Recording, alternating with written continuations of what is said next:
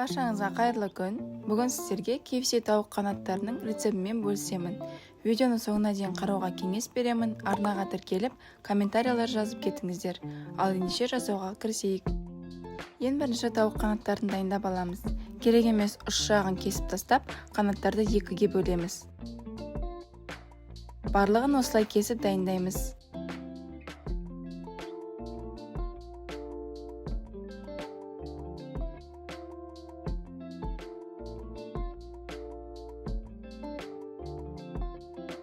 Енді дайын қанаттарымызды ыдысқа салып, дәмдеуіштер қоса бастаймыз.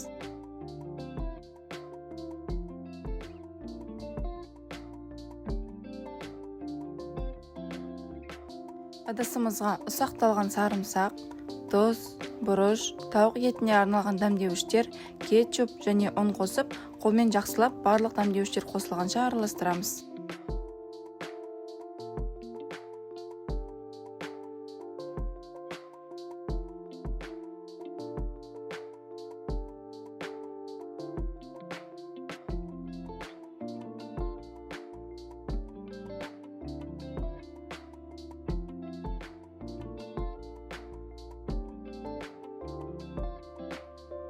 Кейбір рецепттерде маринадқа су қосып жатады, бірақ бұл маринадқа бізге судың қажеті жоқ.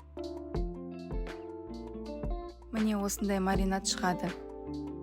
Енді ыдыстың бетін пищевой пленкамен жауып, тоңазытқышқа 1,5-2 сағатқа маринад сіңу үшін салып қоямыз. Менің маринадым тоңазытқышта 2 сағаттай тұрды. Енді тоңазытқыштан шығарып, қытырлақ қылатын панировка жасаймыз. Бізге ешқандай панировочный сухари немесе хлопьялар керек болмайды, тек ұн және су. Бір ыдысқа ұн саламыз, ешқандай дәмдеушілер қоспаймыз, тек қана ұн және бір бөлек ыдысқа су құйып дайындаймыз. Енді маринадталған тауық қанаттарын ең алдымен ұнға, кейін суда 3-4 секунд ұстап, тағы да ұнға аунатамыз. Барлық жері құрғақ болғанша аунатып шығамыз.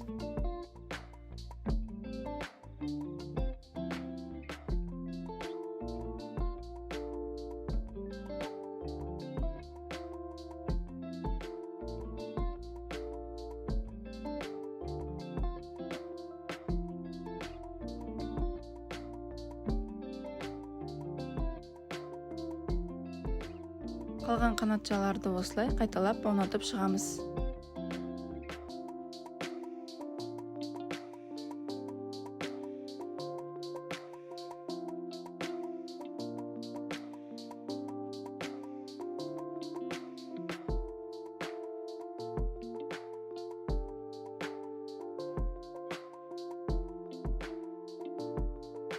Сонда осындай хлопьялар пайда болады.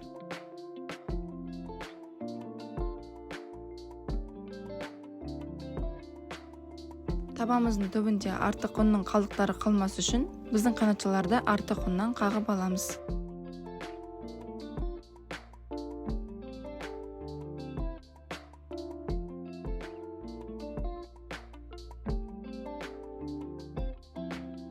Енді табамызға сұйық майды құйып, ысытамыз.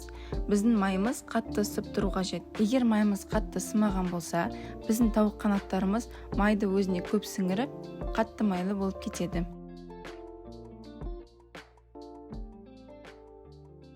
Қатты ысып тұрған майымызға бір-бірден қанатшаларды салып, екі жағы қызарғанша қуырамыз. 3-4 минут жеткілікті болады.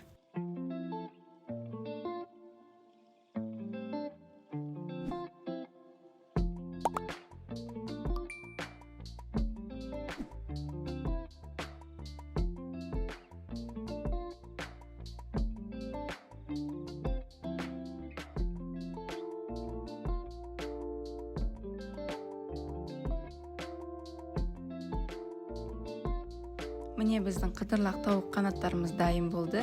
Жасалуы өте оңай, әрі дамды болып шығады. Осы рецептпен жасап көріңіздер, сіздерге қатты ұнайды. Видеоны соңына дейін қарағандарыңызға рахмет. Астарыңыз дәмді болсын. Сіздермен бірге болған Дилара.